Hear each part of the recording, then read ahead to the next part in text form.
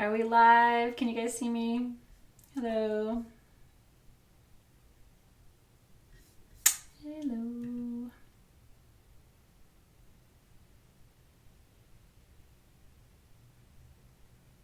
Yay! You do see me. We are live. Yay. I have my mala because in addition to crafting,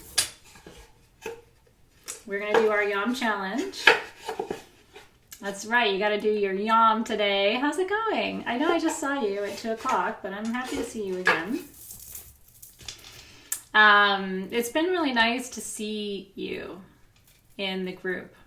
You know, when you go live or you post pictures, like, you know, you see me all the time, but I don't always get to see you back, not your face or your home or your space. So thank you for those of you who are sharing more than you usually do, because we're really grateful to see you.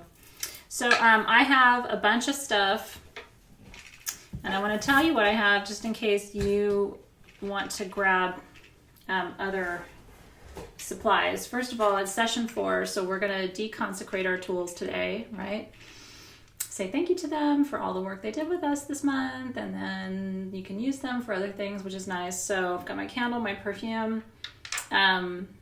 This is the first time that I have used all of the perfume I made before the month was over because I've been putting it in my bath water every day. So I don't have that much perfume left, but I have a little bit of the essential oils left, which is good. You got chipstones with your tools. You have your herbs. And then the optional items. Is your candle already gone? Yeah, mine. I've burned my candle more than usual. I've used all my oil. I've been really grateful for the tools this month in particular, because I find that they're very protective, very nurturing, very calming, very centering. So anyway, they've been loved and used and appreciated. One thing you might want to consider, and I'm going to tell you before I tell anybody else, this is Morganite. We have tumbled Morganite on sagegoddess.com. The lowest price anybody's got it online. We have it. Everything, all the gems today on sagegoddess.com are 20% off. And it's either 20 gem or gem 20. That's when my minor dyslexia kicks in. It's either 20 gem or gem 20. The small, I believe, is sold out. I think it's the small or the large, but the medium I still have is at 20 gem. The medium is $9 before you're 20% off. The lowest price I could find anywhere else online was $9 with no discount. And there was only like 1 or 2 pieces of that. So if you don't have Morganite in your collection, today is the day to get it. We brought it home from Tucson, and we're doing this 20% off all gems and minerals on sagegoddess.com. I'm going to start talking about the Morganite on Instagram and, you know, and Crystal Masters and stuff. So before I do that, I wanted to tell you so that if you wanted one, you could get one, because I won't have more tumbled Morganite before next February. And that's in hopes that we have a Tucson next year. What about kits? What's your question, Charlene? Tell me what your question is. Yeah, Morganite's really, really, really beautiful. Kits need a code. I just want to make sure I understand your question before I answer you, Charlene. Yeah, so I don't know if there's a regular code other than your Soul Shift code today for tools, but Alexis, maybe you can clarify. Well, we all certainly hope there's going to be a Tucson, but here's the problem. How fast can manufacturers get online to be producing? You know, they usually start producing next year's minerals right now. So we're all fingers crossed for Denver and Tucson. Yes, so we are continuing to ship all of your orders from Sage Goddess. I'm very excited to tell you that. So all your new moon kits, your Beltane kits, if you got those. I think the Beltane kit is sold out, but there's still about 50 of the new moon kits left. So that's probably last call today or tomorrow. But all of your orders will be shipping to you. I am very happy to tell you that. Not everybody in California is as lucky as I am, and we are, but Dave and I are working really diligently to get all of your orders fulfilled and shipped to you in a timely way. Well, listen, I'm not saying there isn't going to be a Tucson. I'm just saying I'm wondering how it's going to go next year and what that will look like. But maybe the gem shows go online. Maybe we start doing virtual gem shows. I would be down with that. Yeah, Dave is working about 6 hours a day. I'm working 100 hours a day right now because when I'm not here in front of this with you, I'm working on orders and and I wrote a blog and I'm working on another virtual ritual that I'm working on for Gaia and for Earth Day. So I don't feel like I have stopped working. I'm just working in a different way. Let's see. Christina said, I got charged for Crystal Masters tuning fork, but didn't get it. Now they're saying you don't have them. If we oversold for any reason, which normally we don't, but if that happened, you should get a refund. I won't be able to help you with that live right now, but my support team is working. The whole team is working today. So if you go to support.sagegoddess.com and you just let them know, but usually when they let you know we're out of something, they also issue you a refund. So just double check on that. And if you didn't get a refund for any reason, just go to support.sagegoddess.com and they'll take good care of you. That's Kevin and Amber, and they're an incredible team. If you haven't interacted with my support team, I think they're some of the best support folks on the planet. I'm really, truly grateful for them. So I wouldn't worry about it. So thank you for letting me know here. It's just there isn't anything I can do live for you right now, but the team will support you. There is a Soul Shift code. I think what's the best way for them to get the code? Alexis, do you think? I suppose that we could share it here live since everybody here is in Soul Shift. You just don't want to share that code because that code on days like today is not for anybody else. That's just for you. Yeah, it's really, I will tell you, every time Kevin has shared his communications with customers with me, when I've said, hey, can you tell me what's going on with this order or that order? And he shows me his emails. They are so generous and kind and thoughtful. I'm really proud of my team. They work really, really hard. You've never gotten a code. Should have been in an email when you registered. So you might actually want to go back and check your spam just to be sure. Okay, so Alexis is going to share that code here. And so that code you can use if you want to get your new moon kit for next month. If you're buying gems, though, you want to use Gem 20 because that's 20% off of Morganite. I think there's 60 pieces of Morganite left. So anyway, that's why I'm saying if you want it, after I'm with you guys tonight, I'll be on Instagram talking about the gem sale that we're having right now. So I would grab one if you want to get one. Thanks, you guys. Yeah, well, all non-essential businesses are closed. I'm running Sage Goddess out of my guest bedroom and then shipping to you.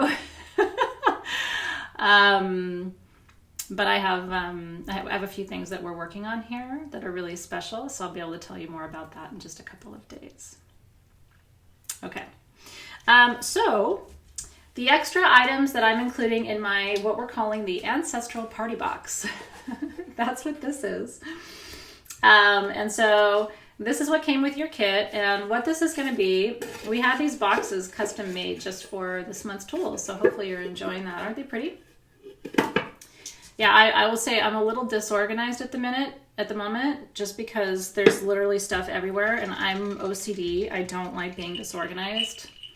I'm actually quite a tidy, organized person, so this isn't my favorite place to be in terms of organization, but we are doing the best we can. Okay, so I've got some additional white sage leaves. These are the white sage leaves that we put in your orders at Sage Goddess. We dry them ourselves. We get them fresh and then we dry them and send them to you. So this is all organic, beautiful, pure sage in those leaves that come with your orders. And so I'm going to put a few of those in the box.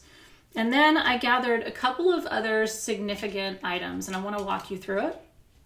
Oh, you're adding Joshua seeds to it. I love that so much. That's absolutely brilliant. Okay. My apple tree dropped a little baby apple.